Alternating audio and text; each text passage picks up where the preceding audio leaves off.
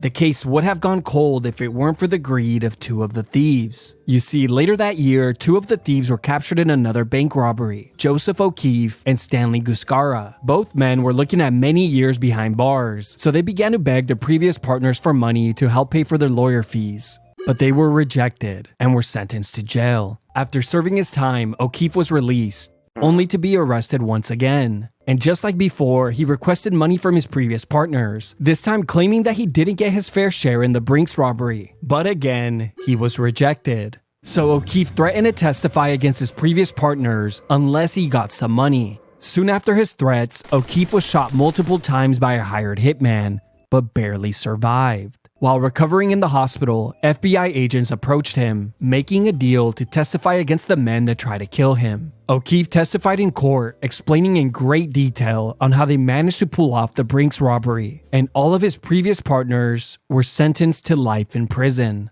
Now, the crazy part is that if this trial had taken place just 5 days later, it would have reached the statute of limitations, and all the men would have gotten away with the perfect heist.